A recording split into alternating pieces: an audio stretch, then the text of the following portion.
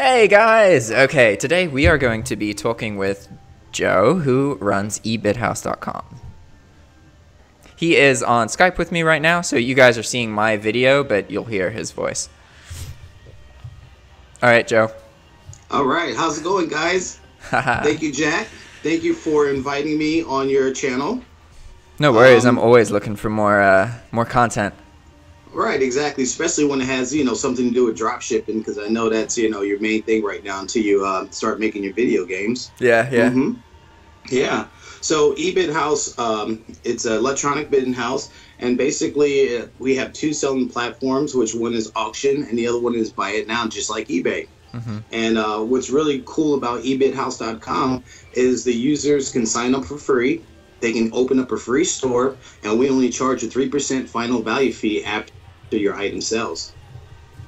There's a whole bunch of features also in ebithouse.com. One of the great features that I like the most is you're able to import your eBay listings into ebithouse.com just by going into the members section, going to the left toolbar, scrolling down to eBay import, and then you just create a user's token by connecting your eBay account with our website, and then you can click one button after putting your username inside of the box, and it will extract all of your listings, description, and everything, the price from eBay to ebithouse.com, and you could do up to 2,500 listings, and that would take, I would say, about 5 minutes.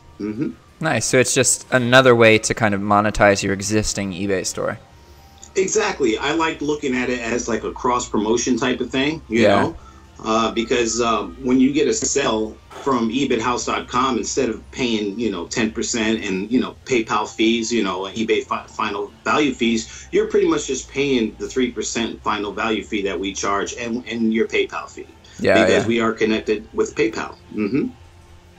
That's pretty cool. So, yeah, we've been around for about a year. We've been constantly working on our website, updating it. And as you know, too, Jack, I am also a Walmart market seller, right? Yeah.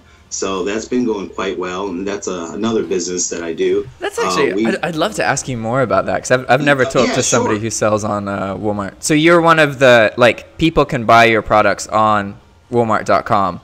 Yes, sir. That's as a marketplace seller. That is interesting, because I normally avoid marketplace sellers just because the shipping rate tends to be longer. You know what I mean? But that's just because I'm a drop shipper. When it comes to personally buying things, I think it's different. Right. And as far as shipping times, a lot of drop shippers, they use Walmart, but they use the 3-day shipping. They have the 2-3-day shipping. Amazon has the 2-day shipping Prime.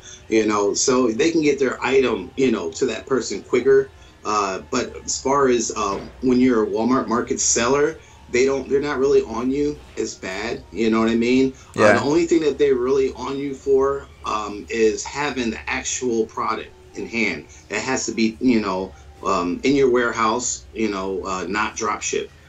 So if they catch you drop shipping from Amazon or eBay, they will kick you out and cancel your account. Interesting. I've seen evidence that there are some people who they drop ship Walmart products on Walmart, as marketplace sellers. I've drop ship products from eBay on eBay, So, I think right now, you see, your favorite is Walmart as of right now, right? Yeah, I use Walmart, and then I always check Amazon, because I sell cheaper items now, and so often there's a price matching system, but because you can get cheaper shipping on Amazon, I end up buying stuff from Amazon. So I buy 10-20% of my items from Amazon. Good, nice. Yes, I buy most of my items from Amazon when I drop ship. I don't drop ship anymore, because now I'm trying to, I've done all that for the last 10 years. Now we're trying to create our own platform to give users, the same experience, but without costing them a whole lot of money. Because, don't get me wrong, I really, really like eBay, but, they're for the buyers, not really the sellers. They will cut your account, you know, they will cut your account off. You know, they'll do a whole bunch of crazy things that you would never think that would happen without even giving you a chance. And it's like, really, come on now. So like when I was using DSM Tools, I had a lot of problem with eBay. I had a lot of problems with them. I was listing some items from Amazon, and once the like 60th listing went up, all my listings went blank. They were just all deleted. So I called eBay the next day, and I'm like, hey, you know, what's going on? You know, why did you guys delete all my listings?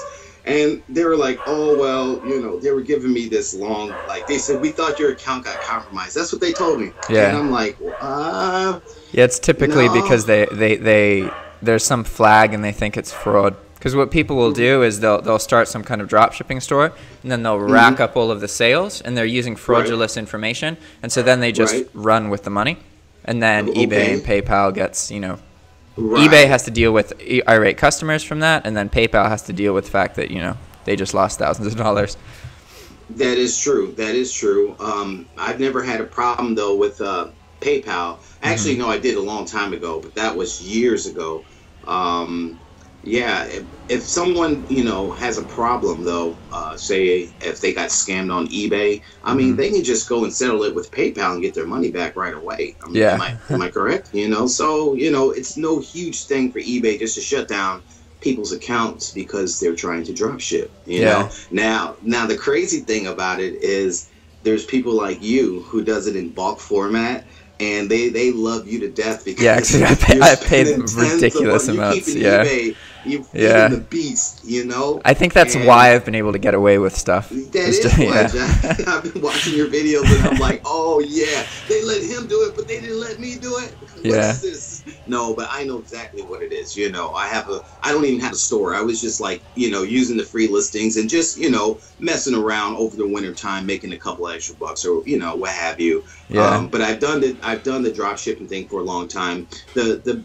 How I make my money though is I build electric bikes. Okay, so that's something that's really has brought me a lot of money and allowed me to, you know, buy 2,300 square foot home. It allowed me to buy, you know, anything that I really, you know, upgrade your life. It upgraded my life. It put me where I wanted to be. Yeah. Okay, and the reason why I like doing that is because I'll get all the parts, and I'll build it all, and then I'll take a picture, put it on eBay, and then when somebody, you know, buys it, then I'll just take off a few minor parts, stick the whole thing in a box, and then ship it to them right away. Okay, yeah. So I've been doing that for years, and that's how we actually started, you know. Right now, this room is cluttered with a whole bunch of electric bike stuff, you know, and I have to go through it. But that is like what I like to do. That's like my main job. Or my main business. That explains the bicycle on your Skype photo. Yeah. Okay, if you've seen that, yes. Oh yeah. So these bikes are really cool too. They're just like motorcycles. You know, they have a electric motor in the back, a hub motor. Okay, it's this copper coil going around. It's got 2 plates on it. Then you have your controller system, and you have on your throttle. It's like a motorcycle twist throttle, and there's 2 keys, so you can take your key with you if you're going inside the store. And then it has this lithium battery pack on the back. So with this bike, you can pretty much ride for 30 miles at 30 miles per hour. So that's really cool. Quite of a huge distance to be on a bike, you know, 30-mile bike ride. So, yeah, but anyway, the eBay house, you know, we've been working on that. That project's been out for about a year, and we're constantly upgrading the website. So that's been doing really well, though.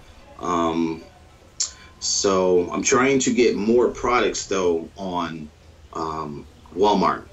Okay, and I think the best way to do that is to actually source, you know, your products from maybe Alibaba or something like that. You know, get in contact with people and make like these side agreements. Okay, and you can get like a lot, FBA, you know, except with Walmart. Right, exactly, right. I want to do something like that now. So I'm kind of gearing towards that to put more products on Walmart than just my electric bikes. You know, so right now we don't do contracts. We just do agreements because, you know, when things blow up, we just like, you know, if things aren't going the way it's supposed to go, then there's no reason in doing it anymore or fighting each other. Flexibility is important. Right. So pretty much, you know, we have agreement with China and France, and everything's been going really well. Yeah. That's really cool.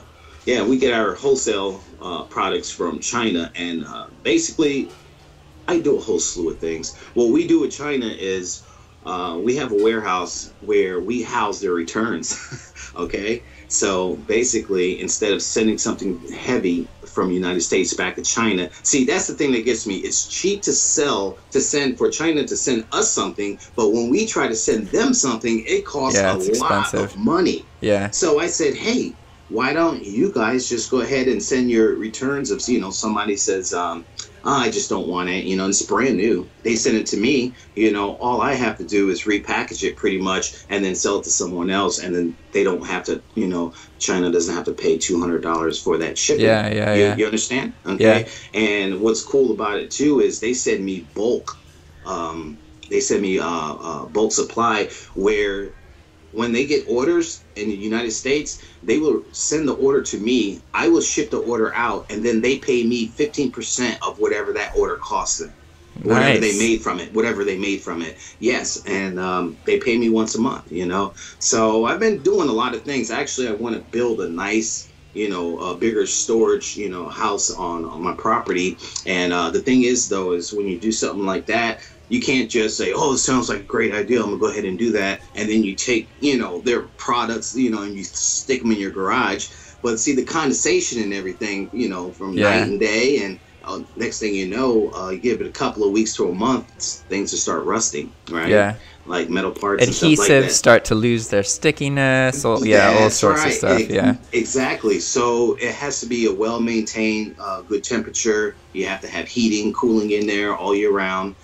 So if that's something that people would like to do, you know, it will take a nice chunk of money to get started doing that, unless they got a couple of extra rooms in their house that they could use. That's smart too as well. Yeah. So that's pretty much what's been going on with me, Jack. That's pretty cool. It's amazing how much, like, there was one point in my life where I was like, oh, I wonder if I can earn money from, you know, doing my own thing. And now it's like, geez, like there are so many different ways. Like it's absurd. You can't do everything. There's so many different things you can do. I have anxiety problems from doing too much. Yeah. Okay? There's only so much you can do single-handedly until your nerves just go, I don't want to do this anymore. I want to do it, but I don't want to do it, you know. It gets overwhelming. Right. I enjoy working in my room.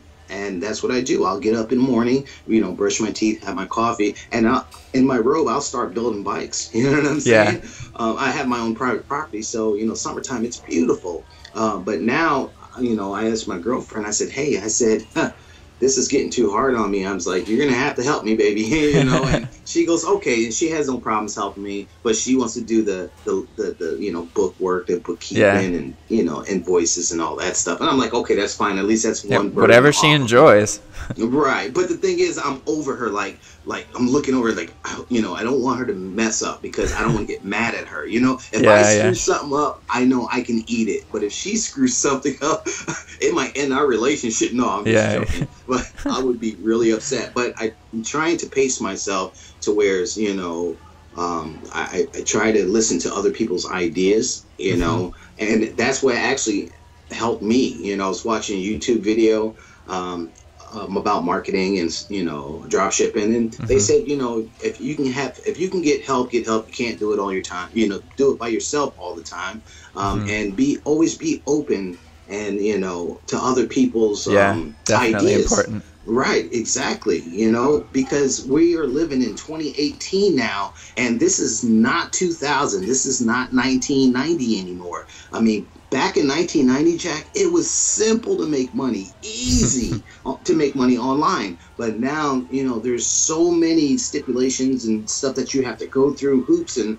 a fire you have to jump through, so many hands you have to pay out, and then pay your taxes and have, you know, and at the end of the year, through marketing, it's like after you pay your taxes, you're making money, but it's really not that much money. You know it's not as simple as it used to be. It's not as simple as it used to be. Exactly. So, you know, I guess you just got to take it with a grain of salt. And if you love doing it and you love making money online, that's fine. Go ahead and do it. And hopefully you can come up with better ideas to make more money. So, you know, at the end of the year, your profits, you appreciate everything that you've did, you know, not just be tired. Yeah. Okay? Right. That's how it was for me the first couple of years in business. Just tired all the time. You know, like when I pay eBay, you know, I'll say an electric bike costs, you know, $1,800 and I got to give them $180, you know, I have to give them 10%. It's like that's a part of my, like, I feel like that's a part of my profits that I should be keeping. You know what I mean? Yeah. That's the money. Is that what led to you starting eBay House? Yes, exactly. It did. There was a whole bunch of things, slew of things going on with eBay to where I was like, you know what, I'm just going to get some programmers and I'm going to get set up and we're going to go ahead and do our own eBay, you know, pretty much. I hear people complain all the time, oh man, eBay is just so expensive. Oh man, eBay. But guess what? They keep feeding the beast and the beast keeps getting bigger and bigger. It's almost like they want an alternative site, but nobody really wants to leave the platform. Okay. But it is what it is. eBithouse.com is just like eBay. It's pretty much, you know, it looks different, but it does the same thing. Okay. Wouldn't that be cool if eBay had like a Amazon import through an API where you could just, you know, drop shippers can just do one click and, you know, a search of whatever string that they're looking for to upload, and then they can upload, you know, thousands of products from Amazon and source from Walmart and source from. That's how it should be, I think. You know what I mean? Because when it comes to making money, you're making money. You know, I've noticed too, while drop shipping, some places do not like drop shippers at all. Yeah. I'm like, if I'm helping you sell your product. Yeah, I just did a video of why they hate drop shippers. And I say, I watched that video, and you're right. That you know Chewy.com. You ever heard of that? Yeah. They sell pet supplies and stuff like that.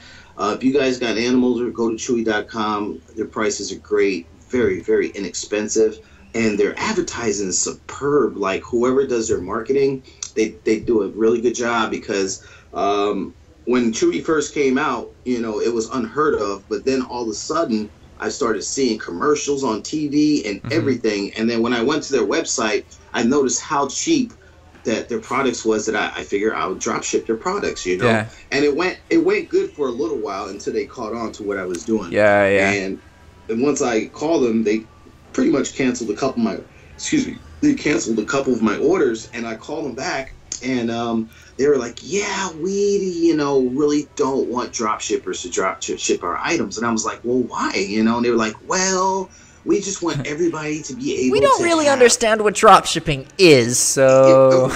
Right, exactly. And I feel that too. You know, when I was talking to eBay, I know they know what drop shipping is, but when I was talking about DSM tools and stuff like that, they just don't have a clue, you know? Yeah, it depends what, like, if you're talking to, it depends on your store subscription, because if you have an anchor store on eBay, then you basically get like an elite team of the customer service reps, and those people are educated. Like, they know the programs I talk about. Like, there's times that I've called them and they're like, oh, you're using Hydra Lister, and I'm like, what? Right, okay. Yeah, usually when I call eBay, ask them a question, they go, oh, I'm sorry, let me pass you on to somebody else. And then, you know, they pass me on to someone else, and then and I'm like, oh my God, this is freaking, you know, terrible. Yeah, that's because you're talking to the outsourced reps. Right, exactly. Yeah. I was like, let me speak to someone who knows what the heck they're talking about, you know, so. Walmart in particular is really bad at that. There are so many times that you talk to a customer service rep and they literally don't know. And the difference is that eBay reps will often just, like, you know, say nothing or just pass you to someone else. The Walmart reps will usually act like they know. Like, it's a common thing that if they don't know why your order was canceled, they'll be like, oh, you have a reseller activity, so that's why. But really, they don't know why, and they're just making assumptions. And you talk to enough reps, and eventually you get one that's like, oh, it was this, and they fix it. It's like, come on. If I say the same thing to 5 different reps, they should say the same thing and back to me, you know? That is correct. That goes to show you one is saying something different than the other, and they're all trained different or something like that. Yeah. Because if, you know, you're talking to an eBay rep and they tell you something, or you're talking to a Walmart rep and they tell you something, you know, you're going to think that these people are educated enough to, you know, make a good decision and help you out. And then when you go and see, that's what happened to me. I talked to eBay. I called them about when I was using DSM Tools, okay, when they deleted all my stuff. And the lady goes, oh, well, you know, you just had a, she said, your account got compromised or some crap like that. Change your email address and your password and all that stuff. So I changed my password on my email address and my password on my account.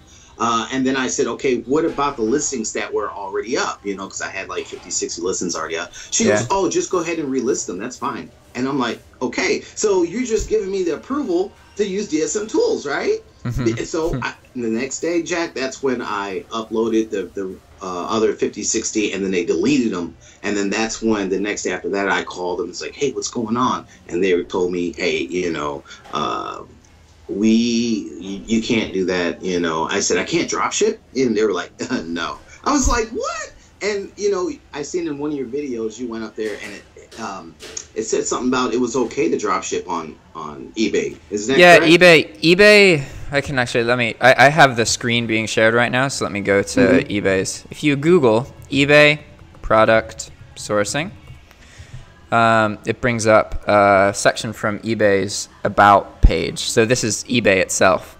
And I'll just read one quick paragraph. Product sourcing, sometimes called drop shipping, is one way to sell items on eBay. Sellers using a product sourcing service never handle the item. Instead, it is sent directly from a warehouse to the buyer. The seller collects money from the buyer and pays the product sourcer for the item. This benefits both the buyer and the seller. And so the thing is, eBay, what they're referring to, they don't, they allow drop shipping, but they're thinking about more traditional drop shipping, which is when you find a supplier, you establish an arrangement with them to drop ship their products. And that's what people used to be much more common, because you needed to get that relationship in order to be able to use a service where you can ship people stuff. But now, because of Amazon and all these other websites where you can really quickly ship items to an address, it's more of this kind of informal drop shipping. And that they're not against. Like, whenever I talk to eBay, I tell them exactly what I'm doing. They know exactly what I'm doing. There's nothing I am hiding. And, you know, I exist. I have a big account, and obviously it took time to grow that account, so they're okay with it. But they can be a bit hesitant, because it's much easier to provide a bad customer experience when you are a drop shipper. Okay, that makes sense.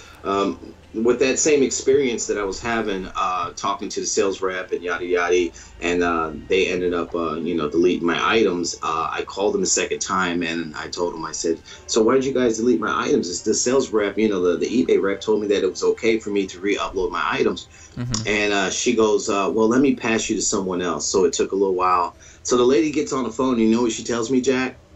What? She tells me, she says, you cannot no longer use your eBay account. You can only buy off of eBay. You cannot sell anymore. I was like, what? And now, Jack, I'm pissed, because you guys said I could do something. I did it. Now you took away my whole selling rights. I said, let me speak to your supervisor.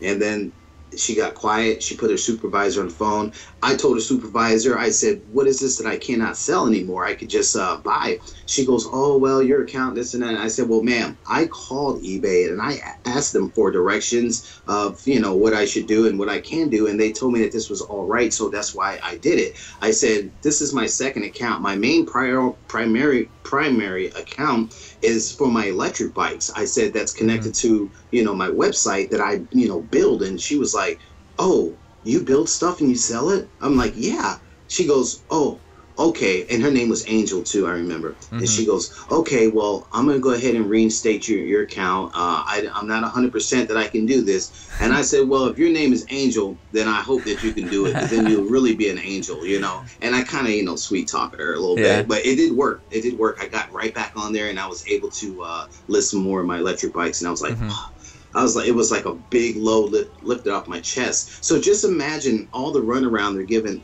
other people, you know, just by people trying to drop ship, you know. people using different programs to connect to eBay's API, you know. Yeah. When it comes to drop shipping, you know, there could be a lot of problems, you know. So, yeah, it's crazy. It's crazy. I think, you know, we're not just the only ones that's been through a lot. You know, I'm sure a lot of your watchers, you know, have been through a lot and have their own, you know, PayPal, eBay stories as well. Yeah. It's hard to, because the thing is, when people like to not share all of the information, especially when it comes to their accounts getting shut down and that kind of thing. Okay. And obviously, I have a different experience with eBay because I earn them a deal of money. But like in my experience, that eBay's always worked with me, and they've always given me time to do things. And PayPal, not so much. PayPal is more mathematical. It's kind of like this number needs to be this number. If you can get this number to be this number, then we'll help you. But if this number is not this number, we're just going to calm you down in this conversation, and then we're going to close the case against you after we shut the phone. Like, it's really frustrating. Right. And, you know, most of the stuff now, even on eBay and PayPal, it's all automated, you know? Yeah. That's why if I ever have a problem with a customer, maybe I have an out of stock. I was using SKU Grid for a while, maybe 6 months ago.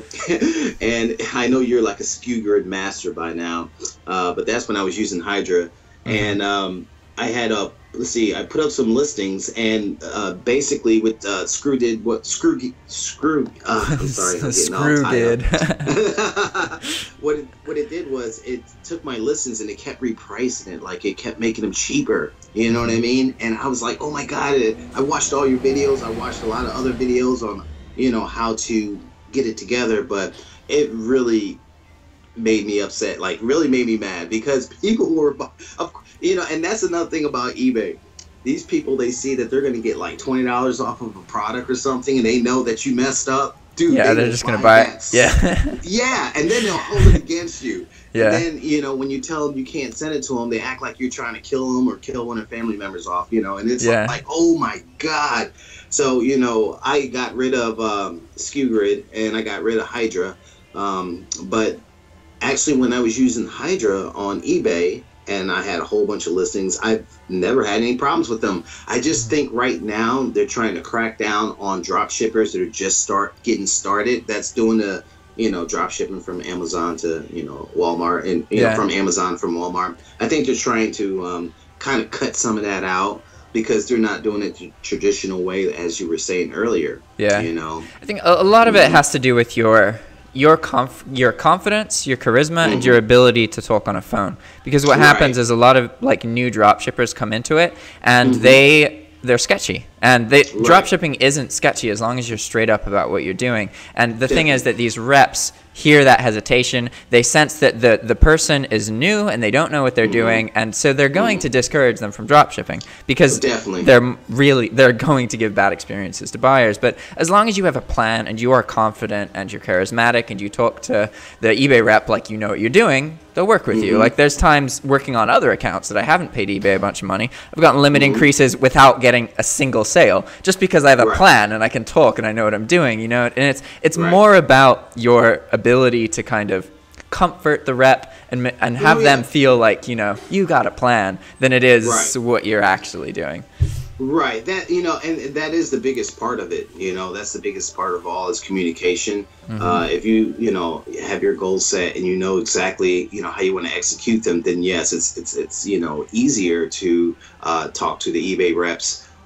But when you're trying to do a whole bunch of different things, use different programs, and you're connecting your eBay account with other accounts, that is really not good. You know, try to get a set plan, make sure that plan works, and then work on that plan, okay, instead of changing your mind, going back and forth. And that's what I think a big problem with a lot of marketers is, they don't give it enough time. Okay. Yeah. They come up and just people in general. Exactly. Not just marketers, just humans. Right. It's just humans in general. We think of something, it's a great idea, and the endorphins are going through. It's making us feel really good about it, and then we do it. But then tomorrow we don't feel like that no more, so we trash the idea. But then if you would have took that same idea and you let it, you know, let the creation, it's manifested, and you let the creation open up within a period of 2 weeks to a month, you know, then you see it starts to get stronger and stronger, because it starts to come into reality, you know, quicker and quicker. And what I had wrote down some stuff, and it's not going to really take that long, but when I try to do business deals or anything that I want to do in life in general, not just drop shipping or whatever, first thing I do is I create my idea, okay? The second thing I do is I give it some time. I'll give it like 2 to 4 weeks, okay? And don't give up on it, you know? Keep it, you know, going. Then the third thing I do is I build off the idea. I try to make it bigger and better, okay? The fourth thing is the process, you know? You got to make sure that you have all your I's dotted and your T's crossed, and your process is streamlined, you know. And then the fifth one is to take action, you know, to actually take everything that you utilize and, you know, and take action and, you know, make that money pretty much. You see what I'm saying? Execute it, you know, and then keep bringing in that money. A guy told me one time, he says, you know, Joe, he says, you're a very smart man, but one thing I don't understand about you is you jump around so much. He goes, pick one thing and stick with it. Yeah. You know what I mean? And then it hurt my feelings, Jack, you know, because, you know, the truth hurts sometimes, you know. Yeah. And then I'm like, I'm like, you know, I'm fighting it. And then I'm like, Joe, just be open, listen. He's got a point there. Try it out. Yeah. And then that's when I started building the e-bikes, and now we've been in business for 4 years. Yeah, that's awesome.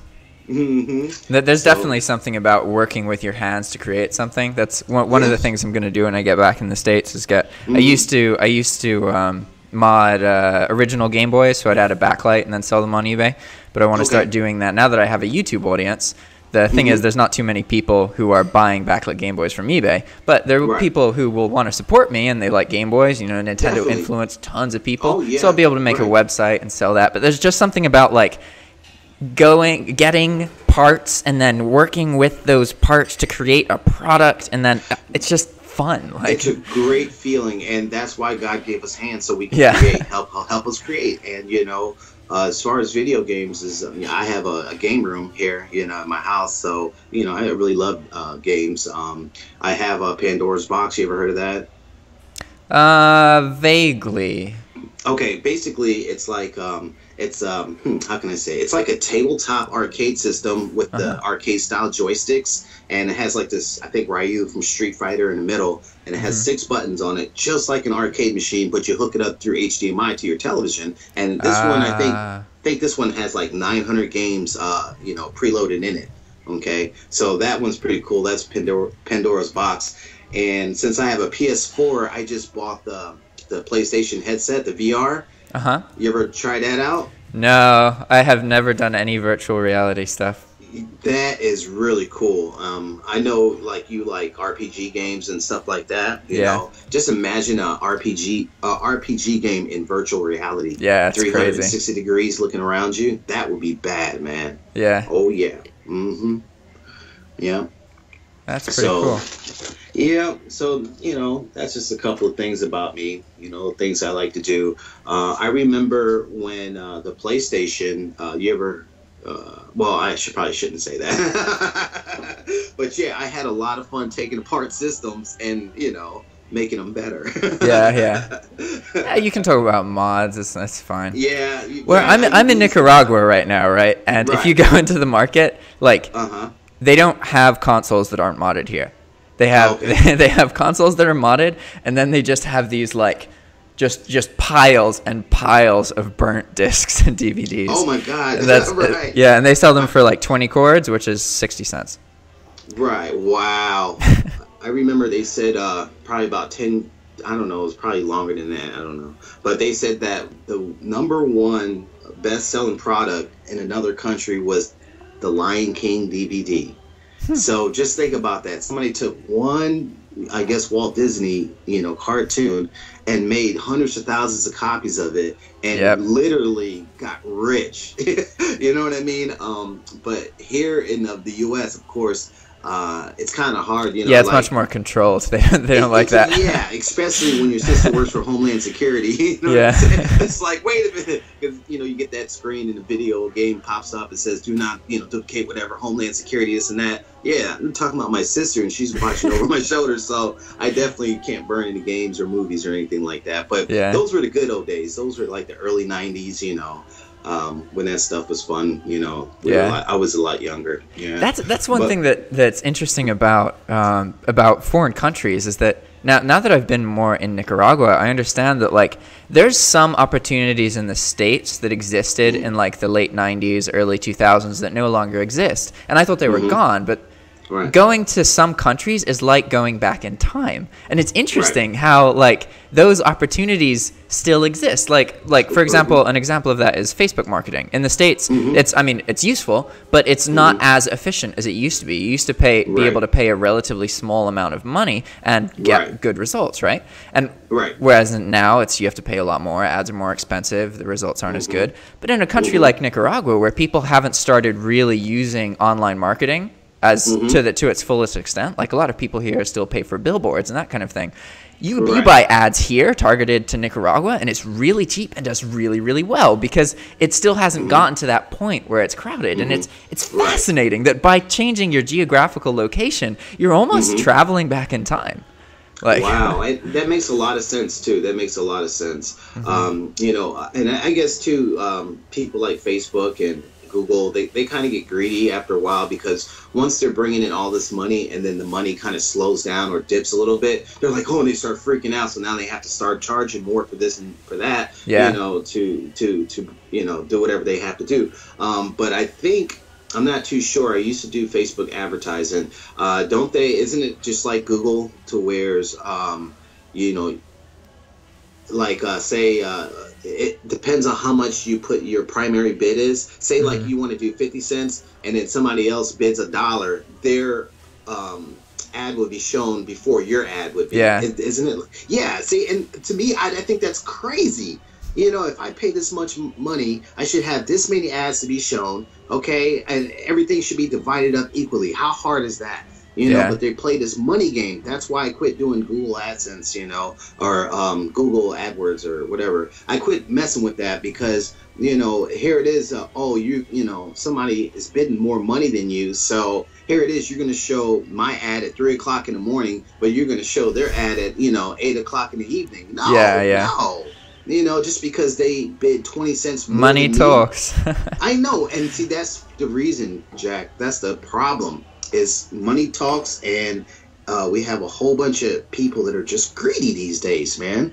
You know, I mean, everybody would like to be rich, but you know what? To be rich isn't good for everyone. You know what I mean? Yeah. Look at those people that won the lottery and spent like most of their money, didn't even pay the taxes on it, and get screwed over. Yeah. Or, you know, we're good church-going people, and they won $30 million and now they're drug addicts, and you know what I mean? It's like it turned their life around completely, you know, to the worst. Yeah, that's something I tell people a lot, is that you can't, especially drop shippers, because they want to earn money and they obsess about money and they make it all about money. They look and see how much money they earned in their first month, second month, and if they don't get rich, then they give up. And like, you cannot just improve the money aspect of your life, because ultimately you're going to fail. You have to improve everything so that you understand how you got that money, because otherwise you just got lucky and you're going to get fucked.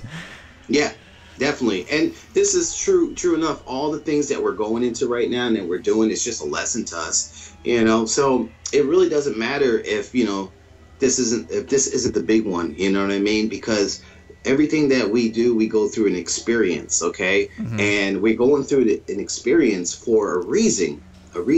And what's crazy about different experiences is one day something is going to unfold from that flower of experience, and it's going to be totally different than what you even thought you're going to get yourself into. And there it is, right in front of you, shining gold, just waiting for you to touch it and just be life-changing. Yeah. You know, and then once you start doing whatever, you know, you have to do, you're like, okay, well, I learned this from there. I learned this from that experience. And then you take all the experiences that you have and you take what you got out of it, that's what you learned from it, and then you utilize it for that you know, that one thing that you're doing now, you know. So it's, life is just crazy.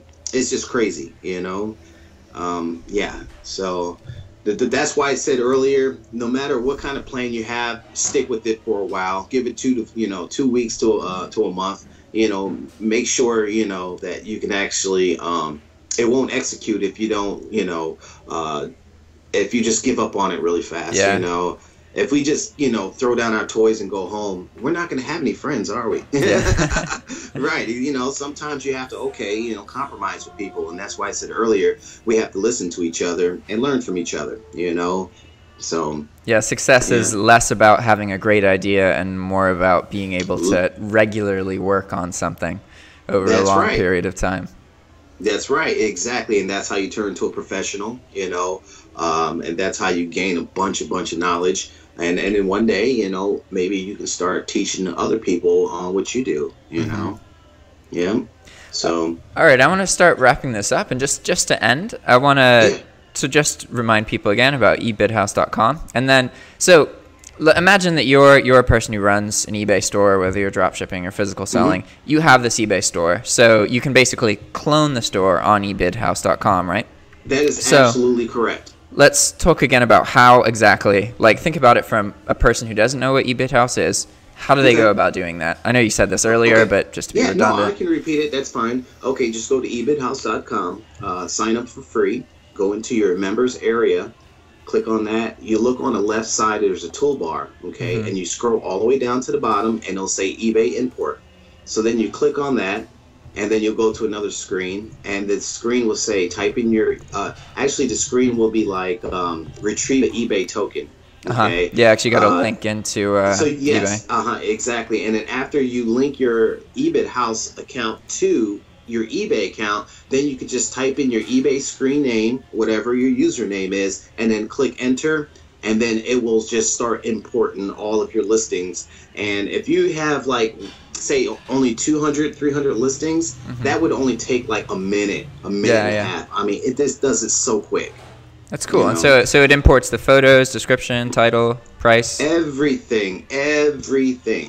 So, you know, it's really cool. A great way to cross promote it. I haven't to cross promote your eBay listings. I haven't seen anything like it yet. I've seen other sites that allow you to you know, drop ship, but never to like import all of your items from, you know, one store to from eBay to your store. Okay.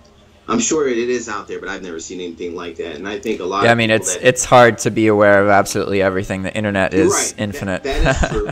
That is true. But to me, that's such a good idea because people put a lot of work into, no matter if you're, you know, bulk loading or if you're, you know, putting each listing up. You've already created the eBay store, so you can give it more exposure. That's right. You put a lot of work into it already. So sign up for this free account. Cross promote your eBay listings with one click in under a minute, and now you can you have 2 platforms to sell from. Cool. So you're just cross promoting your products. Yeah. Awesome. Is there any other questions you got for me, Jack? No, nothing. I think that was good. It was good to get to know you a little bit, talk about other things. And I apologize for being a little bit sluggish because of course, fine. You know, I stay up like 5 o'clock at night doing my brainstorming, right? Because I'm a night owl. And then I ran out of coffee, and we have to go shopping today. So I'm like, oh my God, I have to do this interview with Jack. So, you know, I hope I didn't, you know. Nah, you're fine. Tired. Don't worry about it. It's all about just being relaxed, having a good conversation, and enjoying it. Because then if you enjoy it and I enjoy it, then the viewers usually will. There you go. Right. See, the only thing, like, I was like, with Jack, he's a cool guy. Just be real, you know? Yeah. So, you know, that's all you can expect. I just expect for someone just to be real, you know? Yeah, definitely. Yeah. So are you going to be able to like do a scroll at the bottom or put like ebithouse.com like with that software that you have after you do your video editing? No. Oh, well, what I usually do is just put something in the description. Yeah. Eventually, like, because I kind of focus on just churning out content. I'm slowly now getting more into the editing, and I've been communicating with some people to set up some kind of show that I do like 3 or 4 episodes of where I do more editing. But yeah, that's cool. You're good for that, you know. And I've noticed too that you've been writing on your thumbnails. Do you use like a certain program to do that? Yeah, so YouTube, it's the YouTube standard really, which is TubeBuddy. So it's a Chrome extension, but it's great if you are a YouTube creator or you want to learn about YouTube analytics. You can literally just install it. And then every time you search for something, it'll give you analytics about the data. And so you can just use YouTube normally, and then it gets shown to you. It's pretty awesome. I do believe I have that Chrome extension too, buddy. I just never knew that it did that. You know, as far as, you know, you can write on your screen. You know, I knew it did all the other stuff. But yeah, I have to double check that. Yeah, you can use it. You're talking about thumbnails, right? Yeah. Yeah. You can use TubeBuddy. That's how I create all of my thumbnails. Oh, cool. I thought that looked fancy. That looked, you know, really nice. It was eye-catching. I'll go to your channel and I see, bam, and oh, cool. You know, I click on it, you know. Yeah, so, I didn't use thumbnails for like 8 months, so. Oh, yeah. Yep. But, you know, you're growing. Your channel's getting bigger, you know. You're coming out with a lot of different content, so that's good. You know, so. Yeah, it's definitely exciting. Yeah. So, okay, Jack, we're going to end this call, and, you know, I hope I can talk to you or you invite me again, you know, some other time so we can talk about something else, okay? Yeah, absolutely. All right. Great to talk to you, Joe. Have a great day. All right. See you, Jack. Bye. Bye-bye.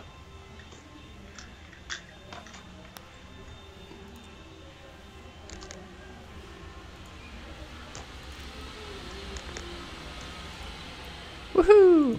Alright guys, thanks for watching. If you have any questions about eBitHouse, about Joe, send me a message, hit me up on Facebook. I'll get you in touch. Yeah, just go to the website and you can just like make a clone of your eBay store. I don't do this with my bulk store just because I have too many items and all of my items change every 30 days, so it doesn't really work. But if you have a smaller store, you're doing optimization, it's a pretty good option for you. Can't really hurt, you know? It's not like it's going to reduce your eBay sales or anything. And it's free. So, all right, guys, thanks for watching. See you next time. Bye.